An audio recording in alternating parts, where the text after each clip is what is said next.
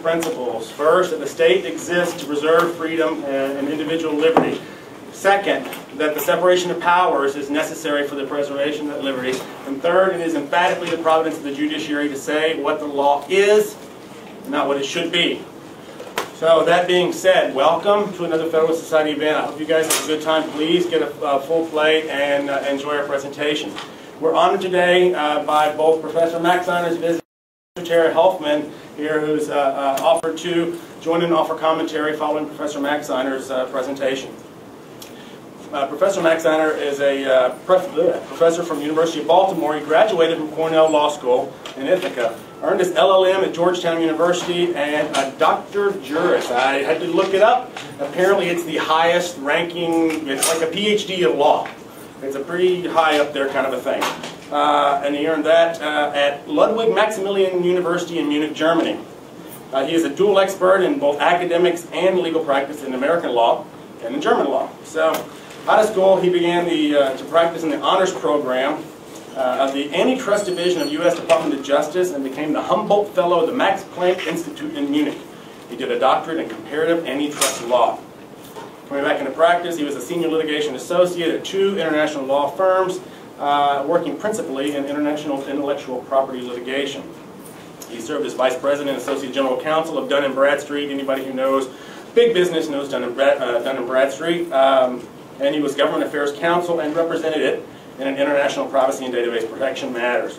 He made proposed revisions to the UCC that were later became part of the Uniform Computer Information Transaction Act. So he's got his fingerprints on laws. Well, I was a committee member. Well, okay. So, visitor more than anything else. Okay. Well, I got this off your bio. Okay. Well, I didn't lie. He's a member of the American Law Institute, and he's authored many papers and books, including the one he'll speak today, Failures of American Civil Justice in a National Perspective.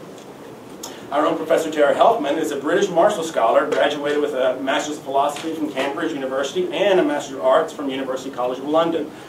She got her JD from Yale. While at Yale, she was awarded the Joseph Parker Prize for Legal History and the Yale Journal of International Law Young Scholar Award. She currently teaches contract international law and the law of sea here in Syracuse, and her research interests include the law of war, maritime piracy, and Anglo-American constitutional history. She spent 3 years as an associate at De Beauvois and Plimpton, where she was a member of International Dispute. Pardon? Did I pronounce it good? Very close. Great. She was a member of International Dispute Resolution Securities and white-collar defense practice groups. She's authored many publications, including Neutrality, Law of Nations, and the Natural Law Tradition, and she has forthcoming a 2-volume set of constitutional history of the United States, Liberty and Union, coming out next year. Keep an eye out for that. Please welcome me and or join me in welcoming Professor Maxeiner, and thank you guys for coming. So anyway, we don't have much time, so I'll probably be speaking a mile a minute. I have only the whole legal system covered, so 40 minutes isn't too long to do that. The importance about the practice experience is to let you know that these are not the ravings of some lunatic law professor, but rather date from my experience, long years of practice, and from actually my own family. My father was a lawyer for 60 years before he passed away. And what all it means is that this is not some idealistic exercise we're going on. This is, after 35 years out of law school now, I just shake my head at what we do in this country. It is just amazing that we have fallen so far from what I think, and most of the world thinks of as the most basic elements of a legal system. That is, law is a set of rules that you apply to facts of the case. And the justice is a major portion of what those rules should be seeking. So the provocative title of the book actually came from the publisher. I was going to have something a little less provocative, like on the order of civilizing American civil procedure. First of all, I would like to thank Professor Helfman, however, and Mr. Marshall for having me today in the Federalist Society here in Syracuse. It's very kind of you to have me. And it's also extremely kind of you to have something that I don't ever recall having seen in 3 years in upstate New York, a sunny day in March. So for you to be here on such a peculiar date, that really is amazing. So, okay, now, is it provocative to say that the American civil justice system is provocative? Well, no. It's not at all. Nobody has given me any pushback on this. Nobody in all the years I've been saying the civil justice system doesn't work, they don't say it works well. The American College of Trial Lawyers, not exactly somebody without a stake in it, just 3 years ago, said the civil justice system is in serious need of repair. And boy, is it. My test. People will tell you civil justice does lots of good things, like make law or prosecute public problems. Can it deal with a dispute for $50,000? That's the median family income of Americans, of a family of Americans. And the answer is no. Ask any lawyer, will they take a case for $50,000? Maybe, but they're not going to expect to take it through a process here. It doesn't happen. $50,000, $100,000 in most parts of the country isn't enough to make it pay. And by the way, if you do go through with the $50,000, how much do you think the lucky plaintiff will get at the end of it? $50,000? No. Maybe 20. That's the lucky plaintiff. All right. What do we? I don't want to talk. We don't have time to talk about the other uses of a civil justice system. So today, I just want to talk about the basic issue of a civil justice system. What do we basically expect? It's not hard to figure it out. We have said what we want very clearly. The founding fathers, and people don't really realize this because it's basically a forgotten provision, but in 1776. In Maryland, in Massachusetts, in Virginia, there were things called the Declarations of Rights. What did we expect? That every free man, for any injury done to him in his person or property, ought to have remedy by the course of the law of the land, and ought to have justice and right freely, without sale, fully, without any denial, and speedily, without delay, according to the law. That's the Constitution of Maryland to this day. Totally ignored, but it's the Constitution of the state of Maryland. Nobody pays attention to it. It's not unusual. Federal Rules of Civil Procedure. To secure the just, speedy, and inexpensive determination of every action and procedure. That's what we expect. Does our system live up to that? Who among you would say it does? Anyone? No. I wouldn't think so, because you'd have to be kidding yourself. Basically what we want, and Ms. Helfman will appreciate this, Neil Andrews has just written a book in the series that I've edited, and he's written about this in the last 10 years or so. What do the British expect? Basically these four things. That's all. Substantive accuracy, procedural fairness, access to justice, and efficiency. That's all.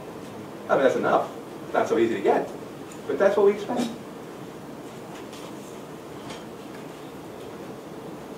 Now, I'm telling you to learn from others. Now, Justice Scalia, this is very funny. I mean, it's really funny. Justice Scalia doesn't believe in learning from foreign legal systems. He certainly doesn't believe in addressing them in court, which is another issue than just simply learning. But he basically is, he said it, he'll admit it, he's skeptical about learning from foreign legal. The system that I'm going to describe today is a system, in his wildest dreams, he would love to accomplish. A system, a rule, where the rule of law is a rule of rules, a law of rules, where facts are applied to the cases.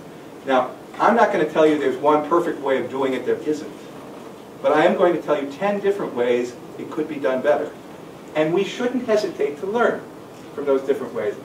Sunderland, who you probably haven't heard of, but he was the person who did the pretrial provisions of the Federal Rules of Civil Procedure. He, along with Clark, were the two people most responsible for the rules of civil justice and civil procedure that govern us to this day. And he was not shy about learning from foreign systems. He said litigation is merely an means to an end, like transportation. And the same test should apply to both. No American objects to the use of the diesel engine because it is of German origin.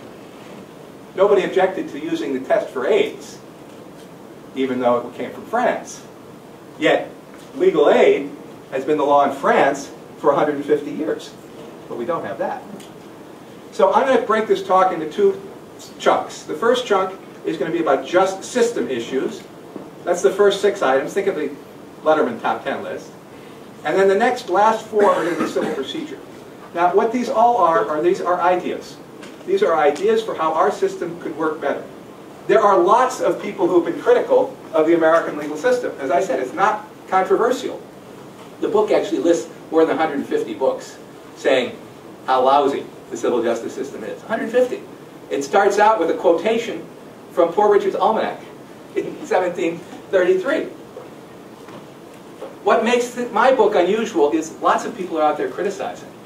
But I have solutions that are proven to work. And they're proven to work, guess where? In Germany. Now, why Germany? That's where I studied. But there are other systems that we could learn from. I'm not saying just from Germany, but it's the one I know. And it does work well there, but the point is not whether the German system or the American system is better. The point is, what are the ways we can learn from other systems? So I present these as 10 ideas. Now, a lot of people will tell you that really you can't look at a system in isolation. Well, that's true. But that doesn't mean that you should ignore all the different insights they provide. And this particular set of 10, most of these insights are already best practices in the United States. They are not new to the United States. So, with that, I start with my first one, which is, well, first of all, the system itself. Speaking, I said I was going to talk to you about a group as a system. As a system, here's my criticism. We don't have a system. We have taxi cabs. So our upgrade is from horse-drawn to automotive, but we don't have a system. Well, what kind of system should we have? Civil justice should be a public transit system. So here we know how to do that. Here's New York City, terrific public transit system, subway cars. And we don't have it by accident. We have it because Cyrus Field was behind it. Cyrus Field also happened to be behind the transatlantic cable. Why do I bring in Cyrus Field? His brother tried to do the same thing for the United States. David Dudley Field. You've heard about the Field Code, the civil procedure, I hope, of 1848. David Dudley Field was the person behind that. So, my basic thing, legal rules seek justice through statutes. That should not be a shock. It shouldn't be. But it often is controversial. People think, oh, we're common law, we don't do statutes. Or the latest book on legal reasoning in the United States doesn't even use the word justice. Somehow rules are antithetical to justice. Not true. Rules are designed, good rules, are designed to bring justice. We try. This is not new to us. We have tried to bring justice through rules. We tried. We were at the forefront in the Constitution. We, the people of the United States, in order to form a more perfect union, establish justice. That's what we sought to do. In a writing, not in case law. James Wilson, the only person, not the only, one of few people to sign both the Declaration of Independence and the Constitution. 2 years after the Bill of Rights went into effect, he was working on making the laws of Pennsylvania rational, codifying, if you will.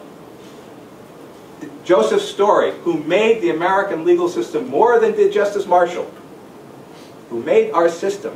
He was the head of the Massachusetts Codification Commission in 1835. Not new. David Dudley Field, as I mentioned, from 1840 until 1887 was the last time he lost on this, he sought codes.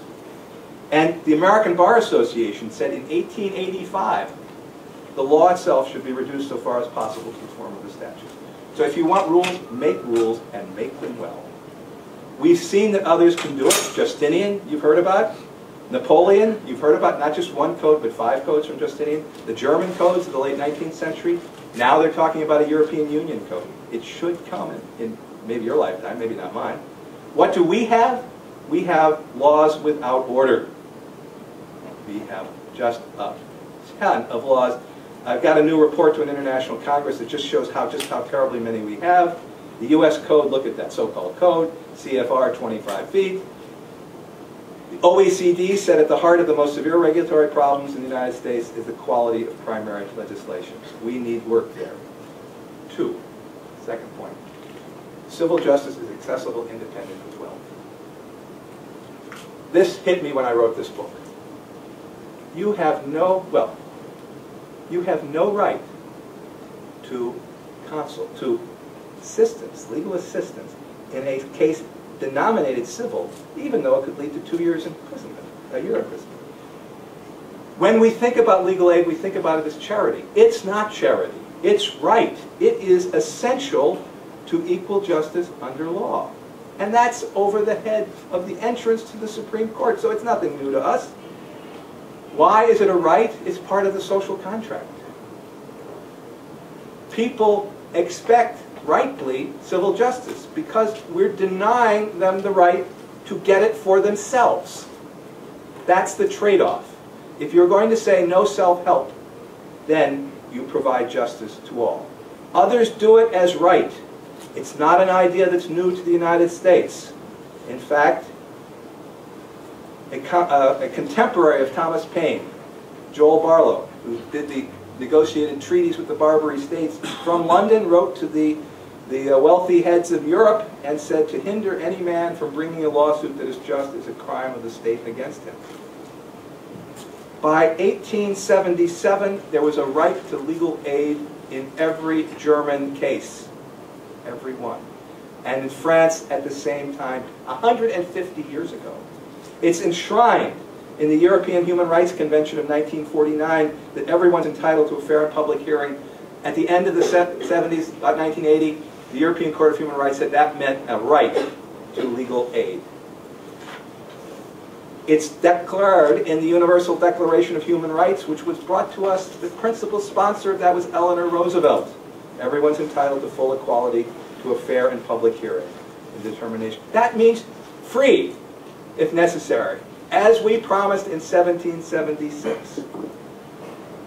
Last year, well, not 2 years ago, a year and a half ago, the ABA came out with a fairly lame Model Access Act that would extend legal aid as of right in some civil matters where basic human rights are at stake. It's very limited. It's not in place in any state. It's a good effort. The people have been doing it, but think about this, 150 years after France and Germany. And just last year, the Supreme Court once again affirmed no right to legal aid. Well, I think a right to legal aid is pretty basic, and we can learn from others that they do it. All right. Well, one of the reasons we don't have a right to legal aid is because our regular litigation is so expensive and because each party must bear their own fees. Now, I don't know about you, but in my family, chocolate cakes are very loved. And if somebody took our chocolate cake, we would expect that it would be restored to us in full, not with a quarter of it taken out. That's what we expect, our right. And that's what you should expect, because if I have been wronged, I should get the whole cake back. That's called the English rule, although it's actually better done elsewhere than in England. But some kind of rule that loser pays is nearly universal. It's a matter of right, of justice. If you deprive me of my right and then don't give it back to me, I want all of my right back, and that includes the right of getting it back. Nearly universal. It's a right that was the case in the United States, in New York, in the 1840s. David Dudley Field said, scarce anyone will object to the proposition that the losing party ought to indemnify the other so far as he can against his losses by the lawsuit. All right, it should be. Big deal. What happens when you don't have it? It says down at the bottom here, crying need, a law to suppress the shyster. This says a shyster, this is a fake lawsuit for damages. Notice, to ensure against the bringing of frivolous or blackmailing suits, lawyers will be hereafter held responsible for the costs in all suits brought by them. This is a editorial cartoon from the late 19th century. We know. It's not surprising. It's not new. It's not radical. Terribly political. I mean, the trial bar would go crazy. Point 4. Lawyers are professional. Judges are professionals. I remember a Polish professor telling me 20, 30 years ago, if you have a tooth that needs being removed, do you want to go to an amateur or do you want a professional? Well, judicial selection in the United States was, at the time of the Founding Fathers, appointment. It was not en merit, theoretically. Now, a lot of those founding judges fled to Canada when the Revolution came about. Mr. Helfman will be able to tell us much more about what happened then. I'm not that familiar with it. But the idea of popular election, political selection of judges, is something that came in really mostly in the 19th century, early to mid-19th century, and has been the object of attack by one of the #1 groups of law reform in the United States, the American Judicial Society, since 1913. And what are the consequences? Well, this is what you get. Is that what you want? Fighting for my bench. Is that what you want? I don't think so. Most of the world, judiciaries are professionals. This is maybe even worse. Thank you. Thank you for voting for me. Now, I actually picked up something last night, just posted to the internet 2 days ago, on maybe judges who are elected should interpret statutes differently from judges who are not.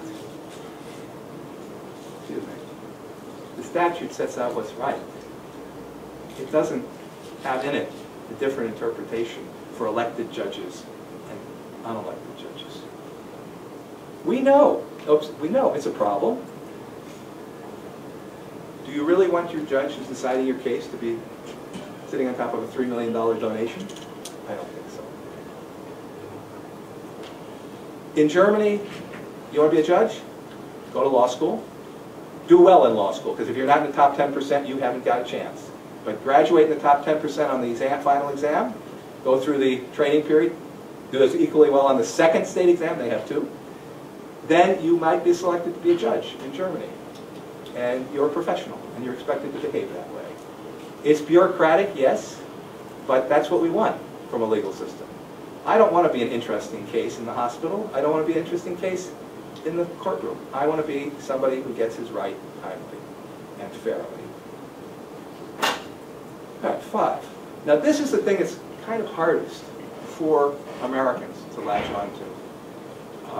And it is, I think, the more I think about it, the more I think it's a key. Who looks after the civil justice system in America? Anybody? Is there anybody that does look after the civil justice? Nobody wants to. I imagine calling like, well, ACLU is certainly on the forefront, but I would not call all their activities looking at the civil justice. well, I'm not saying looking from a side. Who is, from the side, who is actually responsible for making sure that the civil justice system works? Well, there really isn't anyone.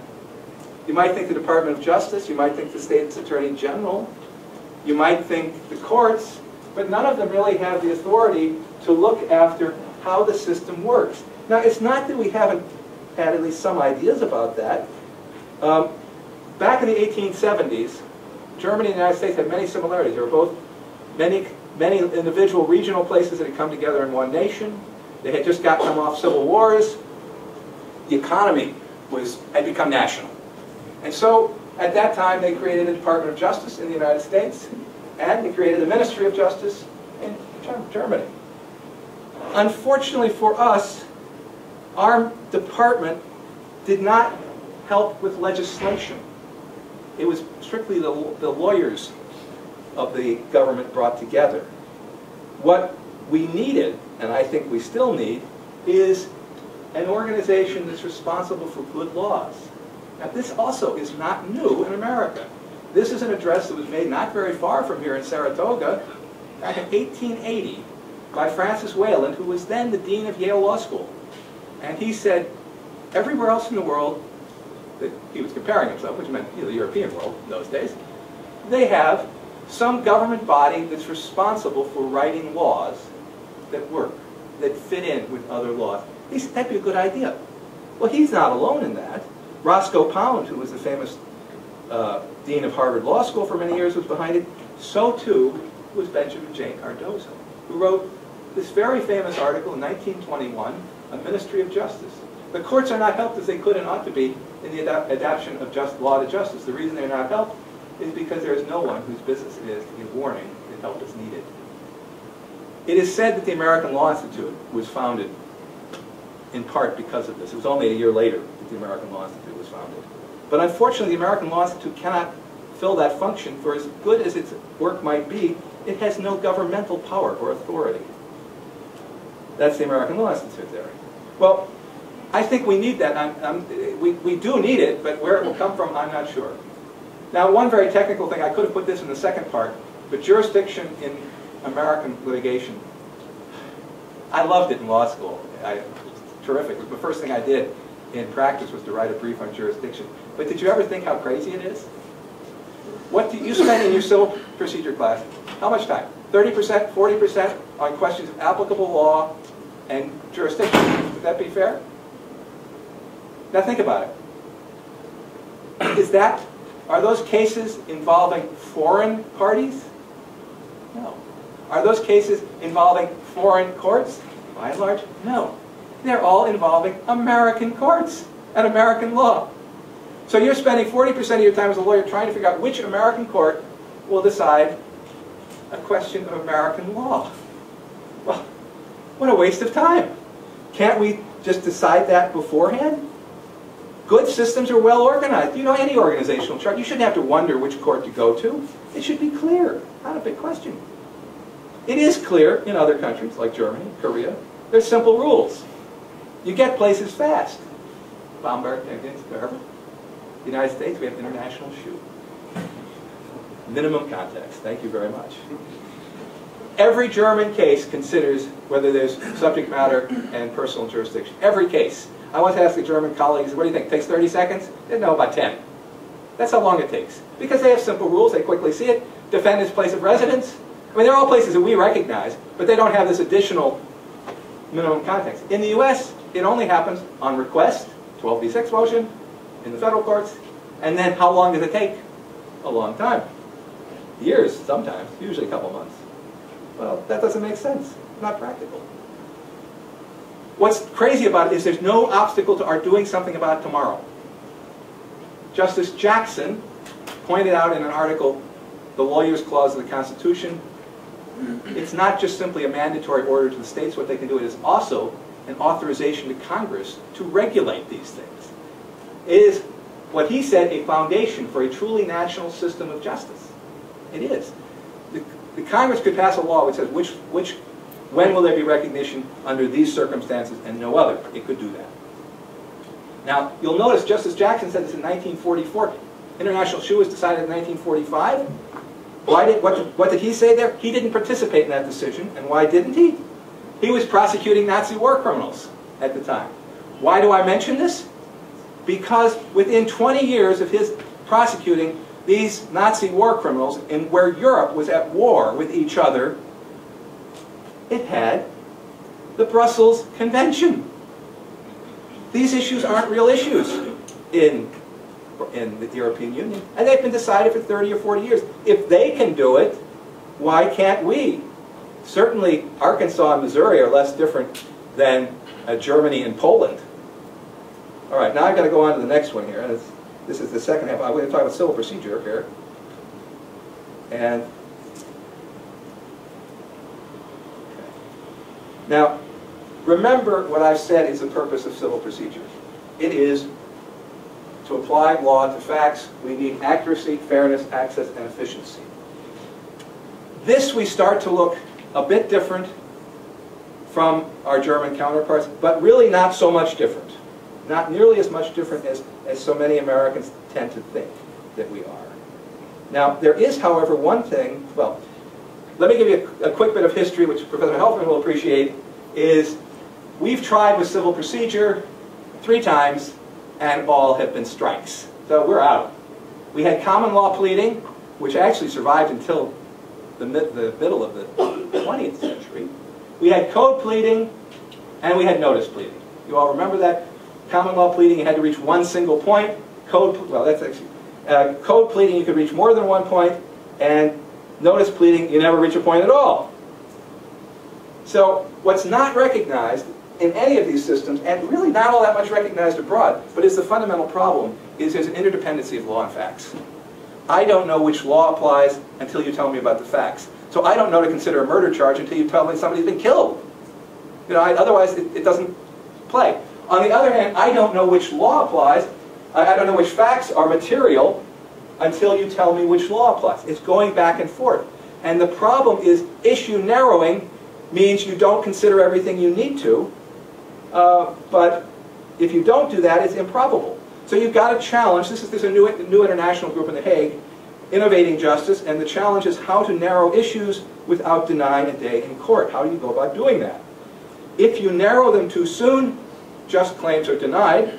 If you narrow too late, you have unjust delay and expense. And if you never narrow, you don't have decision according to law. Somebody just... So how are you going to do that? Well, we've never succeeded. We've tried 3 different ways, and it hasn't worked. Strike 1, common law pleading. Now look, this is from 1932, cases on filled with common law pleading. This is by the person who brought us the federal rules. He's still writing a book on common law pleading. What was the problem with common law pleading? Well, actually the virtue of common law pleading. Let me come to that first. The virtue of common law pleading is it recognized you had to come to an issue. This is from Henry Stevens on Pleading. It is the book that dominated pleading practice in the 19th century. It went through a dozen editions in the United States alone, similar number in Britain, maybe not quite so many in Britain. Williston, the famous contract scholar, did one. In the course of administrating justice between litigating parties, there are two successive objects: to ascertain the subject for decision and to decide. It's not just enough to throw the stuff on the court. You've got to figure out what you're going to decide. Now, the common law method did it just fine. The parties had to agree on a single issue of law or fact. That made trial simple. Juries easy, because there was only one issue. Did A hit B? Is this constitute manslaughter or not? It's one issue. Very efficient. Trouble is, life is more complicated than that. So it didn't work. So we tried code pleading. And code pleading, again by Sutherland, 1940 now. Now the code, you could say more. You weren't limited to one point. But that created, you could have as many different runs as you could like. You basically were, sports analogy, were like that. Okay, but that problem with that is that became unmanageable, and one of the reactions to that was, let's make it more like common law pleading. So the United States Supreme Court, already in 1857, only a few years after code pleading came in, complained that it destroys the certainty and simplicity of all pleadings and introduces on the record endless wrangling. So they actually made code pleading into something more like the original pleading of common law. Well, that meant people weren't getting their right to be heard. So Charles Clark, the other writer of the 1938 Federal Rules, said that the code pleading did more, the cause of action of code pleading did more damage than the forms of action ever do. What's happening was, in both of these, people would have more that they wanted to say. They wanted the full case out. They wanted to be heard, but they couldn't because they were locked into one or two points. Maybe halfway along the way they discovered they picked the wrong form of action, that maybe they should be suing in tort instead of in contract. They couldn't do it. Well, if they were coming along later, the reason they wanted to cut this off was because there'd be surprises by people bringing up new stuff. How could you be ready for trial if something new? That was why you wanted to narrow it. The Federal Rules in 1938, the idea was no surprises. So let's make sure you know what's coming up beforehand. Well, of course, that meant discovery, not discovery as was adopted in 1938, but discovery as it's been developed through cases like Hickman versus Taylor, which basically said, find out whatever you want. Well, that has its own drawbacks, as I can personally testify to. One of them is fishing expeditions. People go out and they don't establish the right they have. They go out to establish a new right, to look for something that nobody knew about. And that has become accepted. It wasn't the idea of discovery in 1938. It leads to this. This looks very much like a room in Wuppertal, Germany, pre-electronic discovery, where I is in charge of turning over to the defendants, actually, in a lawsuit here in the United States, 500,000 pages of documents. Most of them in German. Since our law firm didn't speak too much German, well, I got to read a lot. But that's really what it looked like. It's very much like that, and that's pre-electronic. What do you think it's coming like now? Now they don't talk about 500,000, they're talking millions. We got to have a new way. We got to get around that. Well, what's a new way? I suggest we look to other legal systems, and other legal systems have other ways of doing it. The most important conceptual thing in Germany is every bit as much a maxim of law that there should be no surprises in the courtroom. By the time the judge decides at the end, you know what the judge will be, you don't know how the judge will be deciding, but you will know the basis for the decision. The judge is not to decide anything until you have been given an opportunity to take a position. You will not see what happened to the defendant, the plaintiff, in a case where I was one of two people on the defendant's side. Michelin Tire was sued for an automobile accident. Michelin, United States, was sued for an automobile accident in the United States. The plaintiff rested their case. We moved to dismiss it without even entering a defense in Brooklyn. And the judge from the bench dismissed the case. And the plaintiff's lawyer got up and said, "But Your Honor, the tire says on it, Michelin, M-I-C-H-E-L-I-N. And what did the judge answer? Yes, Counselor, without losing a beat. It also says, made in France. The defendant is Michelin USA. They had never shown a relationship between this defendant and that tire. That couldn't happen in Germany because the judge somewhere along the line would say, Counselor, how are you planning to prove this connection here? They got to tip him off. Well, we got to think of a judge acting a little bit differently than we're used to. Now, Judge Roberts is very fond of speaking of baseball analogies.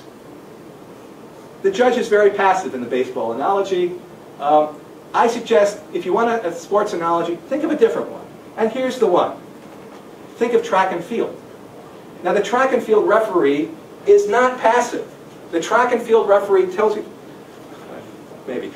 The track and field referee tells you where to stand, where to go, all of that. He's very active, no less, not passive, but not committed. All right, I'm told I got to run through this. So, best practices. This is really, really quick. Okay, 4 of them that sets things apart. 1, the parties tell the court about their disputes. The complaint is not a mere notice that I have a claim against you. It's rather, it embodies this maxim, give me the facts, I will give you the right. The judge is there not to be an inquisitor, but the judge is there to evaluate the facts that you bring. And so you tell the judge from day 1 about the facts. And the judge, even before the complaint is served, the judge reviews the case to see if there's jurisdiction, to see if there's at least a plausible claim. Not plausibility, right? Not a problem. It's what they look at. The complaint guides, but it doesn't do like the old common law complaint and constrain what you say. It basically puts the facts before the court. It tells you, here's our problem. You tell me what our solution is to this problem. It doesn't tell the court how to evaluate it. Next step, the judges work with the parties to prepare the case for decisions according to law. It's not adversarial presentation. It is, in fact, rather the judge saying, what are you going to tell me? What are you going to prove? You start out. Remember a day in court? Everybody wanted that right? You want a day in court. You want a right to be heard. You have that. A requirement of German civil procedure is that the court meet with the parties or their attorneys to discuss the case, not to take testimony, but to figure out what the case is all about. And it's at that moment that the hearing, it's a very informal hearing compared to what we have, and the court determines what matters are material and what are in dispute. Because anything that is not material and not in dispute, and that means is it an element of the claim, you don't need to worry about it. Now, Sunderland himself had something like this in mind for the pretrial conference. They should take it part, but they didn't. The judges then are there for all the evidence taking. We used to have this. We called it a trial. Now, we don't have that anymore. The federal courts, in the last year for which we have numbers, around 3,000 trials. 3,000. That's it. No. Now, in the German system, the judge steers the process. So the judge is looking at this big body of facts, and we're trying to figure out which elements are material and which are disputed. The judge will take evidence, but only on the application of the parties. The judge issues orders to take evidence. The judge sequences when it's taken. But again, it's not like the judge is an inquisitor. The judge is merely saying, these are the potential claims that you have. If you want to fulfill them, you must do that. The judge is always present. The judge asks the questions first, but the other party can ask further questions. As I said, we called this trial. It doesn't happen. We also said that this was what we defined, and Scalia more recently, but in 1899, that the judge's presence is essential part of trial. It's what makes it adversarial and not inquisitorial. It's just that the judge is acting like that track and field referee. How high are you going to jump? Okay. Now, 10, courts base their decisions on law and explain them. This is what you should want always. We actually know this very well, so it's not really at all new. Since 1877 they've had it, but they have professional training that teaches every lawyer how to do this, and every judge. In the United States, Federal Rule Civil Procedure 52 says you have to have findings of fact and conclusions of law. We do it, but because we have so few trials, it doesn't happen very often. But this book here, which is now in 5th edition, could well be any of those German books that we've talked about. So anyway, I can easily talk to you about this forever. Am I an occupying the courts person? I don't know. I don't think so. I want people just to have rational rules. But But I do feel quite often like the children in The Emperor Has No Clothes, because everybody else is going on, and I'm the only sane person in the insane asylum. So that sounds arrogant, but unfortunately, after 35 years of studying foreign systems and seeing how ours doesn't work from the inside, it's hard to come to any other conclusion. Thank you very much.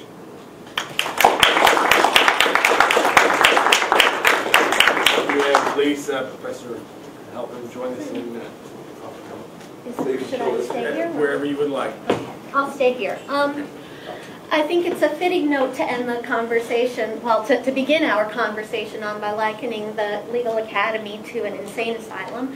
But I'd like to first thank Professor Maxeiner for an extremely thought-provoking, in that sense, provocative talk. And one that achieves that extremely delicate quality of responsible comparative law scholarship, which is to compare legal systems without degenerating into chauvinism, which is unfortunately a common problem and sometimes a vitiating problem within scholarship in which two legal systems or more are compared with one another. It is possible to draw comparisons between legal systems without making any broader moral judgments about the constituents of that system, the people who participate in the system, who develop the system, and who are the subjects of the system. And because I know that many of you probably have never taken a course in comparative law, I'd like for you to be sensitive of that distinction when you think about the points that Professor Maxeiner has made.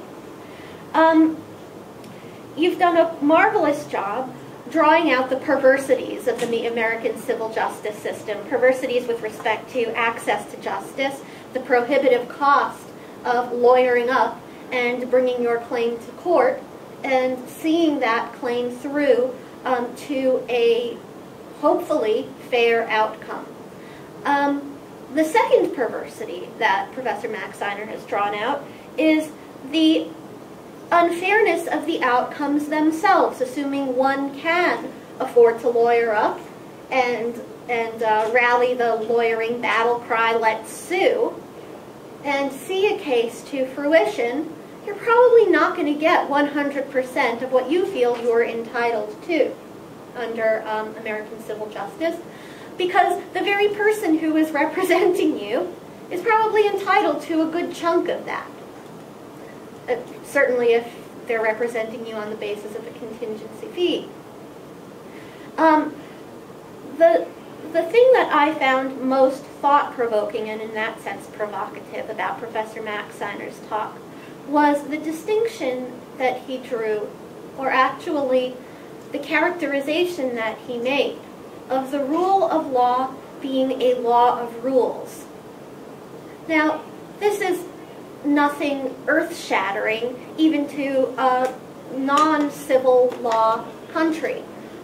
Civil law country being, I use the term as distinct from common law country, not just civil as opposed to criminal law.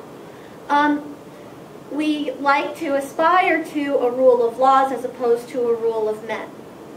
And one of the inevitable shortcomings of the common law is that the judicial system is porous, that there is room in a common law system for the rule of men, the opinion of the judge, to prevail in an individual case over the rule of law, the legal doctrine, as enshrined in the collective memory of the common law judiciary, or the legal rule as codified in an actual statute.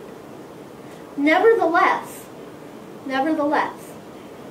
is this a cost, perhaps, that we're willing to bear, a risk we're willing to take within a common law system? Because saying that we will simply codify all our rules may not be the answer. What then, and I pose this to the audience, and I'm sure that in the remaining 13 minutes we will gesture flailingly towards some answers, but what happens when the rules that are codified themselves are fundamentally unfair? How do we challenge them? Professor Maxeiner is probably quite familiar with this case, but one of the first clients that I had when I entered into big law practice after graduating was a multinational German firm that had run into trouble with the U.S. Securities Exchange Commission for applying to the letter, adhering to the letter with German law, which stated that facilitation fees, namely bribes, to foreign political officials or foreign corporate officers were tax deductible. As a result of the tax deductible status of bribes administered overseas, German companies kept scrupulous documentation of all the bribes they administered for their tax returns. Is that a fair rule? And how does one within the German code system challenge that rule? A rule like that. Professor Maxeiner also mentioned Justice Jackson, who under the professionalism standards of the German judiciary and most other judiciaries around the world, this is not unique exclusively to Germany, would never have become a judge outside the United States because he never graduated from law school. Not only was he Attorney General of the United States, but he was an Associate Justice of the Supreme Court and, as Professor Maxeiner noted, the Chief Prosecutor of Nazi war criminals in Germany. Which also brings me back to the question of rule of law as a law of rules. This brings us to a profound philosophical question of what is law? Is it what is on the rule books? Because, and I say this not in order to be clever or cute, the Nazi war criminals who were prosecuted by Justice Jackson followed German law to the letter. So are there values beyond the code itself, beyond what is written down and enshrined in the rule, that must be served by a justice system?